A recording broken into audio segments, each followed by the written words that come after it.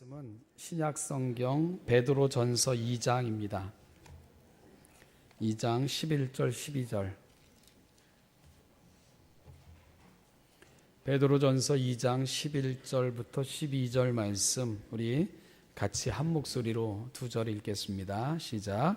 사랑하는 자들아, 거류민과 나그네 같은 너희를 권하노니 영혼을 거슬러 싸우는 육체의 정욕을 제어하라.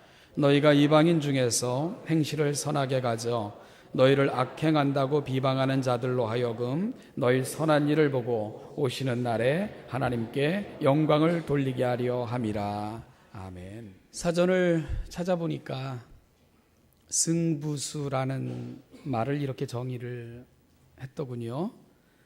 바둑이나 장기 따위에서 판국의 승패를 좌우하는 결정적인 수, 이것이 승부수다, 이렇게 정의를 했습니다. 판국의 승패를 좌우하는 결정적인 수. 근데 이 말을 영어에서는 어떻게 표현하나 이렇게 찾아봤더니 재미가 있습니다. 크로스 더 루비콘, 루비콘 강을 건너다, 더 다이즈 캐스트, 주사위가 던져졌다, make a key move, 그러니까 이렇게 어떤 키 무브, 결정적인 어떤 수를 움직이다, 이런 식으로 조금 더 그 느낌과 의미를 담아서 이 표현을 이렇게 하고 있는 것을 확인할 수 있었습니다. 역사적인 의미들이 또 담겨져 있어요. 이런 표현들 속에는 루비콘 강을 건너는 것, 그건 다시 돌아올 수 없는 길을 간다, 그런 뜻이고, 주사위가 던져졌다, 던져진 주사위 또 허겁지겁 또 이렇게 찾을 수 없지 않습니까? 그리고 마지막 한 수가 띄어지면 이제 물를 수 없는 거죠. 그런 개념으로 사용되고 있는 것을 볼 수 있었습니다. 모두 돌이킬 수 없는 상황을 설명하는 말, 그걸 승부수라 이렇게 사용하고 있었는데요. 다시 돌아갈 수 없는, 또 후퇴할 수 없는, 물러설 곳이 없는 이런 경우에 승부수라는 말을 사용하고 있었습니다.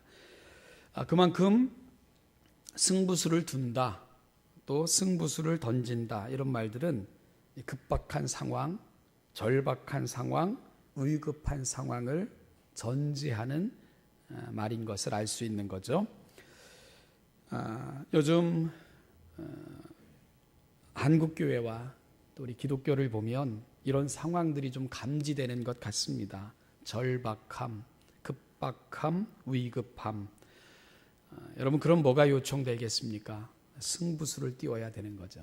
승부수가 필요한 시점이 되지 않았나, 이런 생각을 하게 됩니다. 요즘 스포츠 경기를 이렇게 보고 있으면 흔히 이렇게 많이 듣는 말이 있어요. 요즘 와서 그 말이 자주 쓰이더라고요. 신의 한 수, 신의 한 수였다, 이런 표현.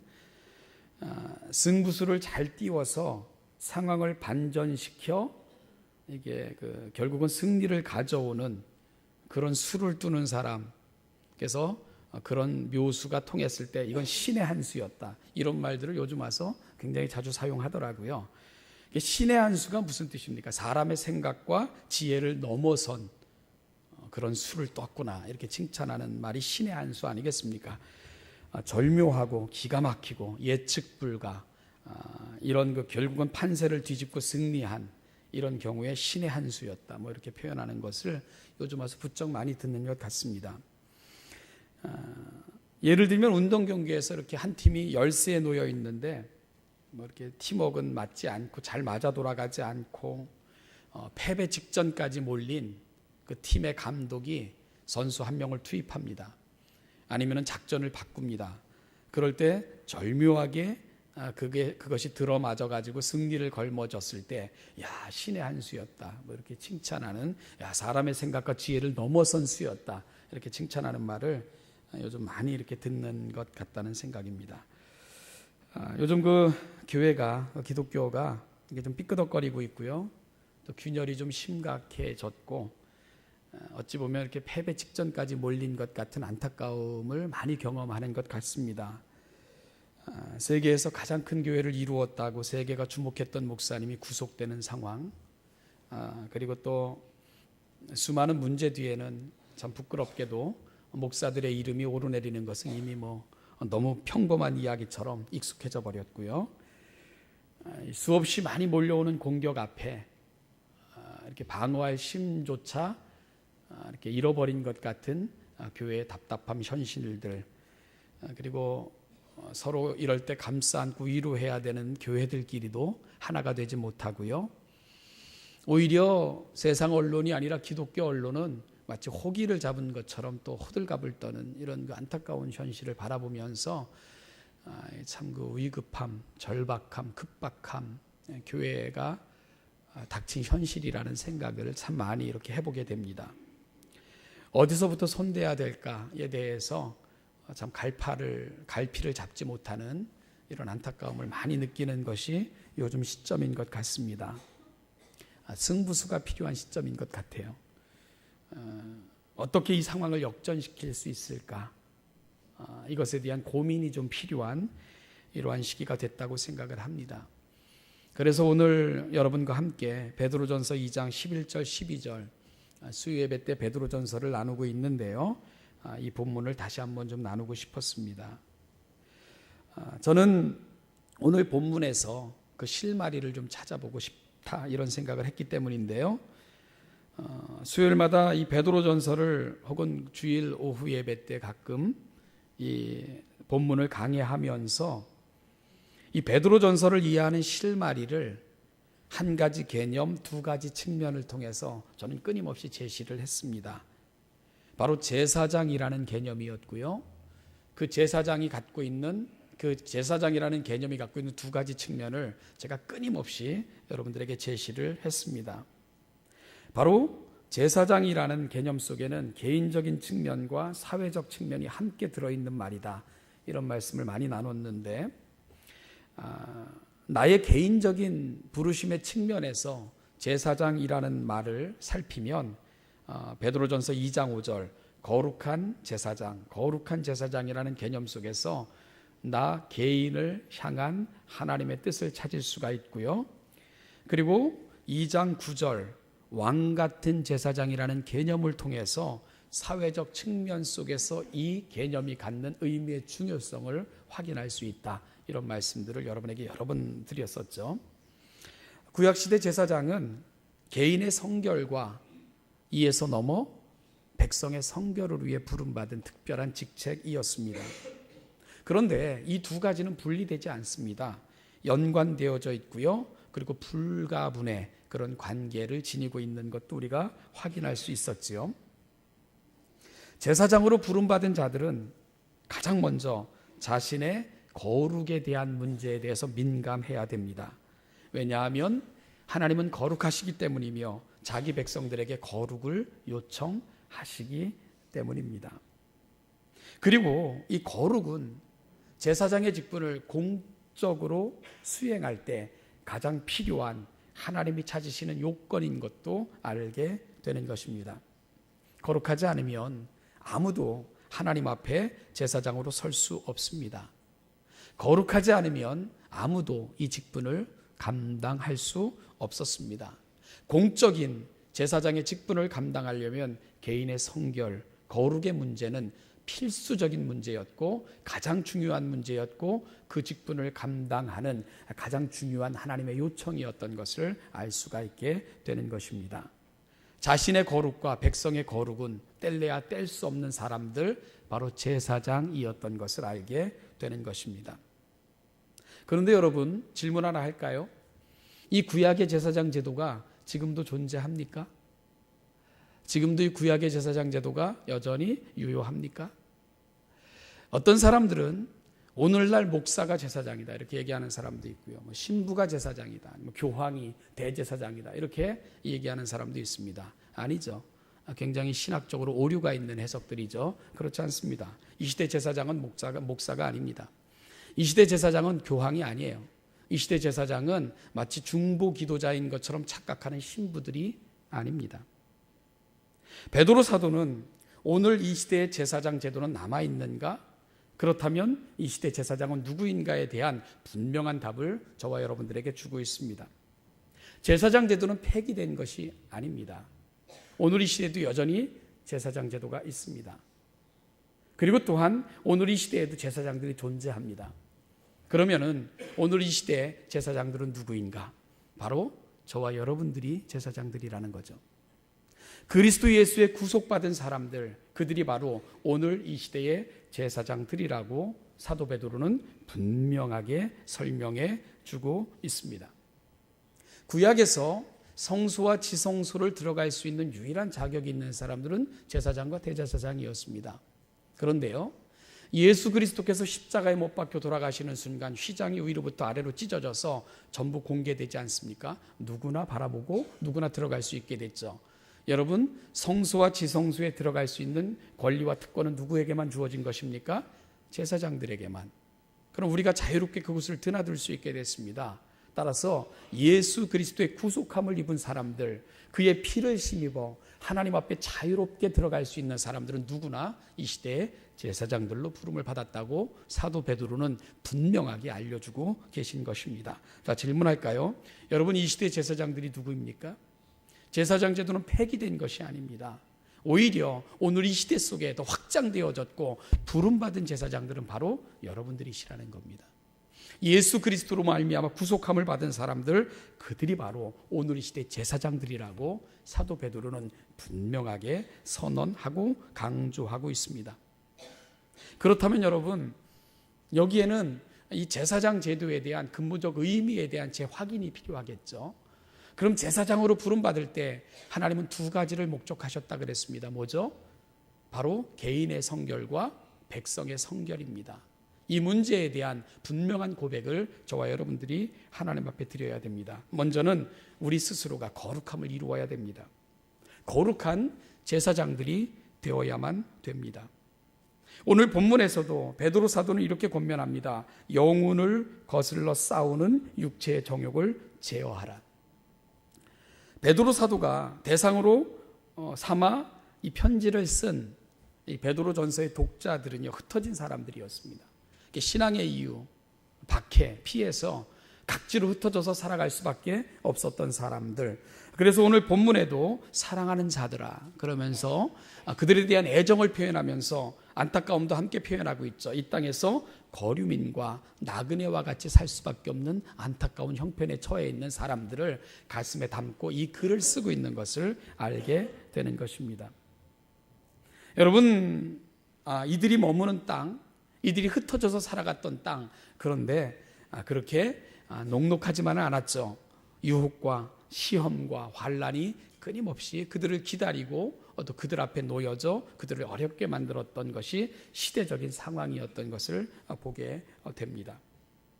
그런데요, 여러분, 신앙적인 어려움들 그렇잖아요. 이렇게 뭐 신앙의 이름으로 막 박해가 오고 그러면 우린 감지하잖아요. 그리고 또 대처도 합니다. 우리 한국교회가 그것도 잘했지 않습니까? 아까 우리 장로님 기도하신 것처럼 우상숭배 물질, 우리 우상과 싸워, 뭐 생명을 걸고 싸워서 그런 싸움은 우리가 잘하는 거예요. 그런데 문제는 뭐냐 하면 그렇지 않게 다가오는 시험에 대해서는 이게 무방비 상태일 때가 많다는 거죠. 여러분, 이때도 그랬다는 것입니다. 그때는 사회적으로 공개적으로 매춘이 허락되어져 있었던 사회였습니다. 여성들은요, 그 전쟁의 소용돌이 속에서 일본이 저질렀던 만행, 그들만의 이야기가 아니라 전쟁이 있는 땅은 언제나 그런 처참함들이 존재를 했었죠.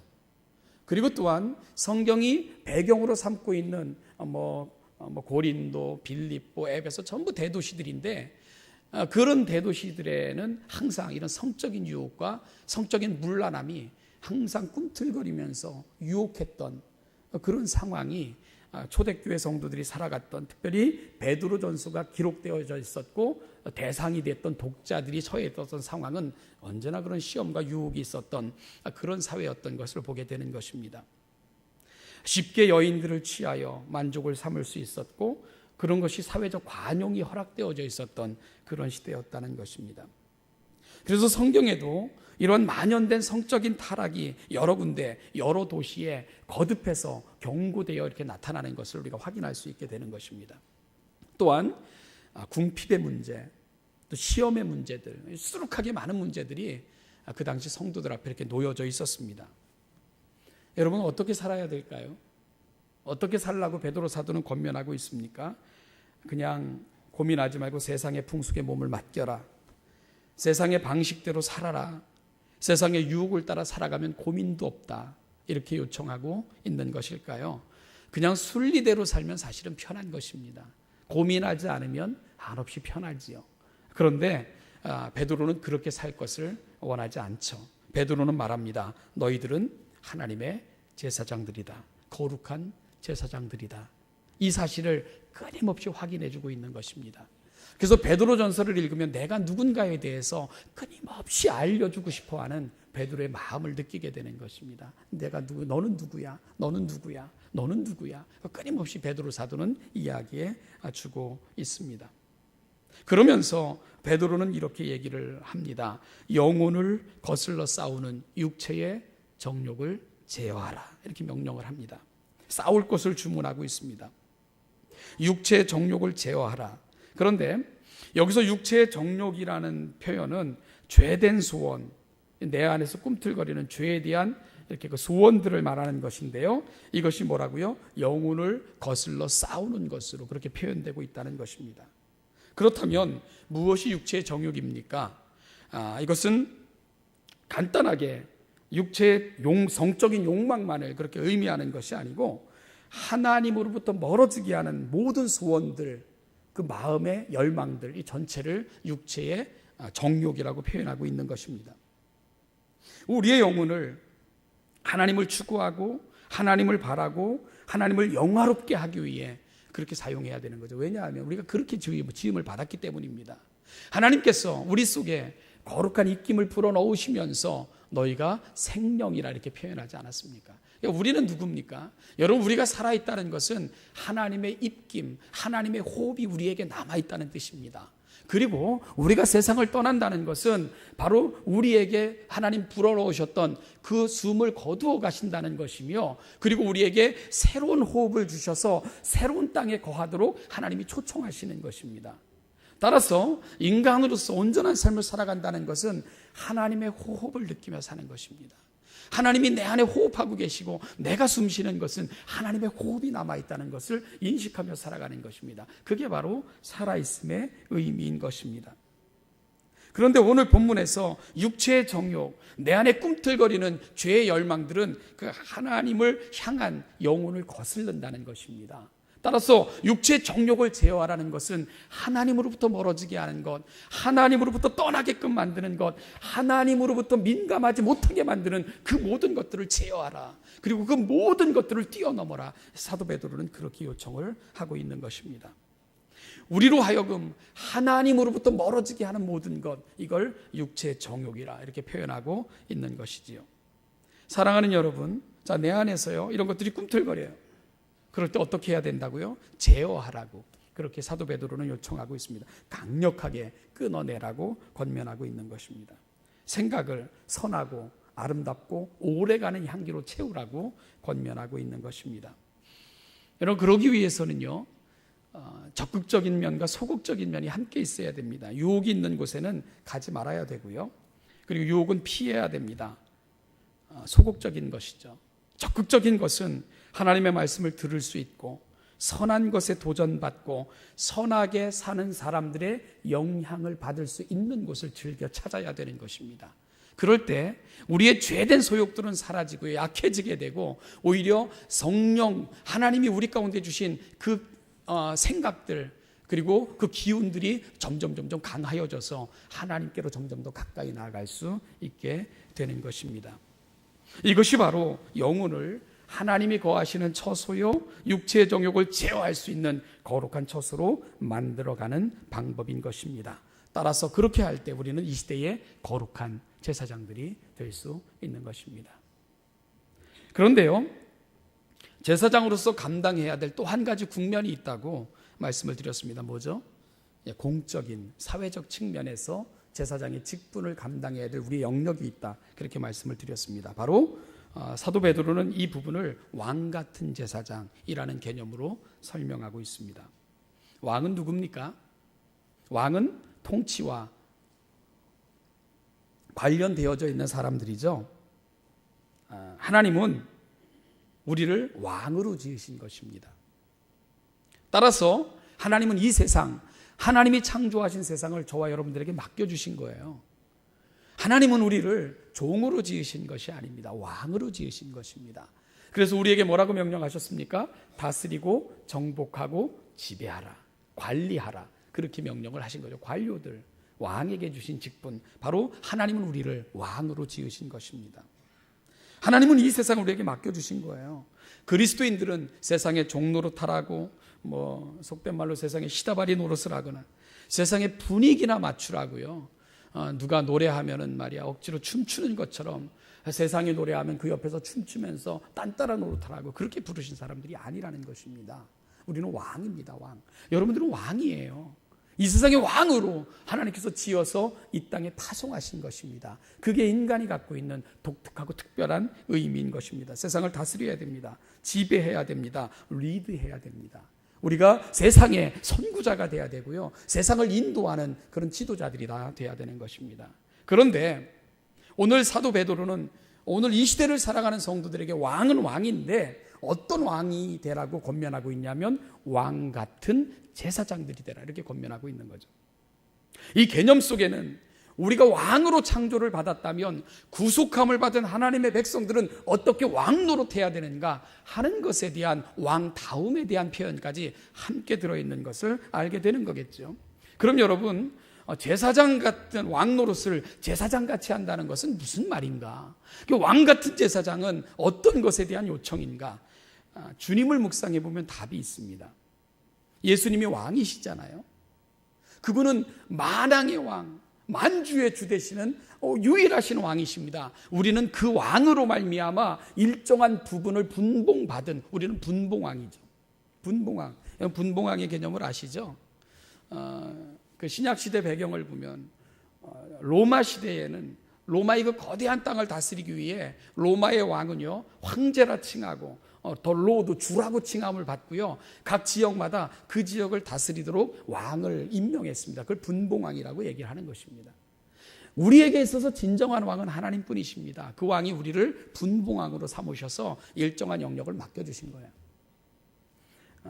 그런데 만왕의 왕이시고 만주의 주이시고 온 세상의 창조주이시고 통치자이신 그 하나님이 이 세상을 어떻게 통치해내셨는가, 그 부분입니다. 일본의 신학자인데요, 요즘 일본과의 관계가 안 좋아가지고 일본 사람 얘기하는 게 좀 부담이 됩니다. 이 기다무라, 이름도 이상해, 기다무라라는 신학자가 있습니다. 근데 이분이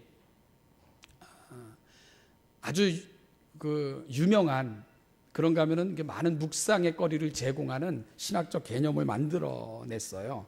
그게 뭐냐면 하나님의 아픔의 신학, 하나님의 아픔의 신학, 이런 말로 자신의 신학의 결과물을 내놓았고요. 이게 이제 한때 굉장히 회자됐던 개념입니다. 하나님의 아픔의 신학. 이 기다무라라는 사람이 했던 얘기를 한마디로 요약하면, 그분의 책을 읽어보면 한마디로 요약하면 이런 얘기입니다. 우리가 구원의 아름다운 멜로디인 소포다노를 부를 수 있는 것은 심연 깊은 곳에서 울려 퍼지는 하나님의 고통의 저음이 있기 때문이다, 이렇게 표현했어요. 너무 멋지죠, 그죠? 우리가 높은 하이톤, 소프라노는 굉장히 경쾌하죠. 이런 아름다운 구원의 멜로디를 소프라노로 부를 수 있는 것은 심연 깊은 곳에서 울려 퍼졌던 하나님의 고통의 저음이 있었기 때문이다, 이렇게 표현을 했습니다. 여러분, 예수님께서는 왕됨을 어떻게 보여주셨습니까? 이 땅에 오셔서 낮아지심으로, 그리고 우리를 섬기심으로, 그리고 자신의 모든 것을, 아픔을 친히 감내하시는 고통과 희생으로 그렇게 왕되심을 보여주셨던 것입니다.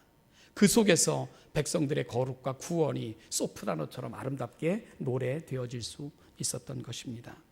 하나님은 아픔으로 왕되심을 표현하신 것입니다. 고통으로 우리의 고통을 덜어주시고, 눈물로 우리의 눈물을 씻어주시고, 아픔으로 우리의 아픈 마음들을 치유해 내셨던 것입니다. 그것이 바로 왕 되신 하나님이 백성들에게 보여주셨던 왕됨이었습니다.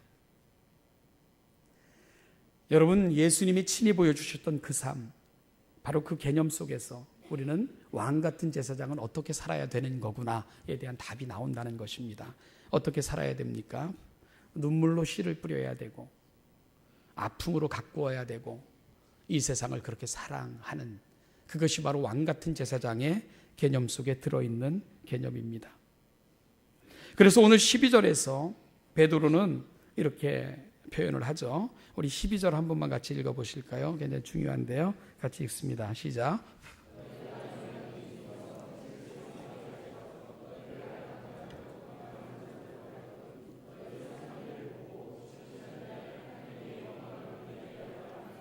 아멘. 우리는 왕입니다. 그러면서 제사장입니다. 왕과 제사장과 선지자는 우리 예수 그리스도 안에서 하나로 통합이 됐지요. 마찬가지입니다. 그 직분을 예수님은 우리에게 주시고 떠나신 거예요. 세상을 향해 하나님의 뜻을 알려주라고, 세상을 구속하여 내게 돌려달라고 부탁하시며 왕으로 우리를 이 땅에 분봉하시고 떠나신 것입니다. 그런데 우리가 감당해야 될 왕의 사명은 왕 같은 제사장의 개념 속에서 설명이 된다는 것입니다. 자, 그러면 예수님은 왕 되심을 어떻게 표현했다고요? 슬픔, 고통을 감내하시고 친히 맡아주시고 그러므로 세상을 평안케 하시는 방식으로 그 왕 되심을 보여주셨다는 것입니다. 그리고 이제 우리에게 그 직분을 맡겨주신 거예요. 여러분, 우리가 왕 같은 제사장의 직분을 어떻게 감당해야 됩니까? 선한 행실로 감당하라, 그렇게 알려주고 계신 것입니다. 선한 행실. 왜 선하게 살아야 됩니까? 제사장이기 때문에 그런 거예요. 제사장은 무엇하는 사람이기 때문에 세상의 구원을 하나님 우리 손에 위임해 주셨기에 세상의 구원을 위해서 우리가 예수 그리스도의 모습을 본받아 그 모습대로 살기를 소망하시는 하나님이 우리를 이 땅에 내셨음을 알기 때문에 그런 것입니다. 결국 우리가 선하게 살아야 되는 이유, 선한 행실로 우리가 이 땅에 왕됨을 표현해야 되는 이유가 바로 12절 후반절에 있습니다. 너희를 악행한다고 비방하는 자들로 하여금 너희 선한 일을 보고 오시는 날에 하나님께 영광을 돌리게 하려 함이라. 여러분, 우리가 하나님을 보여줄 수 있는 방법이 이거밖에 없기 때문에 그런 거예요. 우리가 하나님을 세상에 보여줄 수 있는 방법이 이것밖에 없기 때문에 하나님이 이것을 요청하고 계신 것입니다. 그래서 로마서 12장 17절에도 아무에게도 악을 악으로 갚지 말고 모든 사람 앞에서 선한 일을 도모하라. 에베소서 2장 10절에서도 우리는 그가 만드신 바라 그리스도 예수 안에서 선한 일을 위하여 지으심을 받은 자니, 선한 일을 위해서 지으심을 받은 자니 이 일은 하나님이 전에 예비하사 우리로 그 가운데서 행하게 하려 하심이라. 하나님이 우리를 독생자 예수 그리스도를 죽이면서까지 지으셨던 이유가 선한 일을 위해서 지으셨다고 표현을 하고 있습니다. 여러분, 세상의 교회의 교리는 보이지 않아요. 우리가 믿는 도리를 세상 사람들은 이해하지 못합니다. 우리가 읽고 묵상하고 따르는 하나님의 말씀인 성경의 가치를 세상은 인정해 주지를 않습니다. 그런데요, 세상이 선명하게 볼 수 있는 것, 세상에게 분명하게 이해시킬 수 있는 것, 세상에게 분명히 보여줄 수 있는 것, 그들을 감동시킬 수 있는 유일한 것 한 가지, 착한 행실입니다. 선한 일, 그것만 보입니다. 그것만 분명하고 선명하고 그리고 감동적으로 세상 사람들이 볼 수 있다는 것입니다. 그 외에는 안 보입니다. 여러분, 성도들의 착한 행실, 선한 일, 거리에서 전도지 뿌리는 것보다 중요합니다. 기차역 전철역마다 확성기 틀어놓고 고래고래 소리 지르는 그 소리보다 더 아름답습니다. 더 영향력이 있습니다. 더 큰 소리로 세상에 들려집니다. 거리에 틀어놓은 찬송가의 선율보다도 여러분의 착한 행실이 훨씬 더 아름다운 멜로디로 세상의 귀에는 들려지는 것입니다. 말씀을 정리하고자 합니다. 기독교는요, 구원투수가 필요합니다. 이제는 정말 승부수를 띄울 때가 됐습니다. 여러분, 무엇으로 승부수를 띄울까요? 이 판국을 뒤엎을 수 있는 무엇으로, 어떻게 우리의 승부수가 띄워져야 되는가? 하나님께서 미리 띄워놓으신 승부수가 있습니다. 우리에게 이렇게 띄우라고 가르쳐 주신 하나님의, 정말 그것이 신의 한 수 아니겠습니까? 하나님이 가르쳐 주신 묘책이 있다는 것입니다. 바로 거룩한 제사장들이 되는 거예요. 그리고요, 우리가 이 땅에 왕같은 제사장으로 살기를 다시 다짐하시는 것입니다. 그것이 바로 신의 한 수입니다. 하나님이 알려주신 하나님의 방법인 것입니다. 여러분, 우리 개인적으로 악을 멀리하십시오. 부주리를 멀리하고요, 뇌물을 멀리하고 접대받는 것을 즐겨하지 마시고 술자리를 즐기는 일과 이를 통해 육체 욕망을 좇는 일을 우리가 거부해야 됩니다. 제어해야 됩니다. 인터넷과 온갖 이 시대 죄를 실현하려는 도구들을 거룩한 의의 병기로 바꿔내셔야 됩니다. 그렇게 우리 자신의 거룩을 위해 영혼을 거슬리는 그 모든 시도, 우리 가운데 다가오는 악한 자의 시도를 우리가 제어하고 방어할 수 있어야 됩니다. 왜? 우리는 거룩한 제사장이기 때문입니다. 그것이 바로 하나님이 가르쳐 주신 이 땅을 바꿀 수 있는 유일한 신의 한 수이기 때문에 그런 것입니다. 그리고 또 한 가지는 왕 같은 제사장들로 부름받았다는 것을 잊지 마시라는 것입니다. 여러분들은 왕이에요. 우리는 거지처럼 살면 안 됩니다.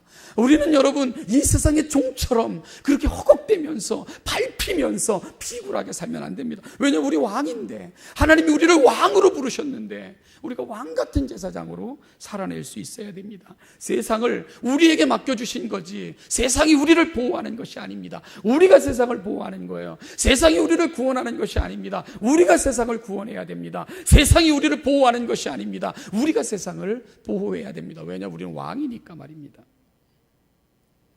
여러분, 어떻게 우리의 왕됨을 표현해야 된다고요? 선한 행실로, 착한 일로, 세상으로 하여금 선명하게 하나님을 볼 수 있도록 해야 됩니다. 그것은 교리가 아니에요. 우리의 찬송이 아니에요. 우리가 틀어놓은 확성기에서 나오는 음성들이 아닙니다. 성도의 착한 행실, 어떻게 저렇게 살까? 쟤는 무엇이 저런 삶을 만들어낼까? 여러분, 세상이 보고 감동할 수 있도록 선명한 그림을 세상에 그려줄 수 있어야 됩니다. 왜? 우리는 왕 같은 제사장들이니까 말입니다. 이것이 바로 우리가 띄울 승부수입니다.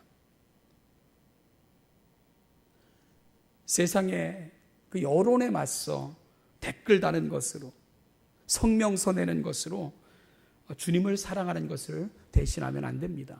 그걸 신앙인 척 착각하면 안 됩니다. 다른 종교를 상대로 삿대질하는 어리석음을 범할 필요가 없습니다. 여러분, 대신 우리 아이들 잘 키워내시는 거예요. 그래서 그 아이들, 오늘 2014년 우리의 표처럼 그 아이들의 입술에 예언이 있어 하나님의 말씀이 흔하게 들리도록 그 아이들을 말씀으로 양육하여 그것이 우리 젊은이들의 환상이 되도록 만드셔야 됩니다. 그리고 여러분들이 붙들고 주님 앞에 설 때까지 포기하지 못할 여러분들의 꿈이 되셔야 됩니다. 그렇게 해서 우리 아이들이 정치계, 교육계, 재계, 공직사회에 두루두루 퍼지도록 우리가 기도하며 그들을 준비시켜 내보내야 됩니다. 그리고요, 우리가 지난주 수요일에 나눴던 말씀이 있죠. 그들을 통해서 덕 보려고 하지 마시라는 거예요.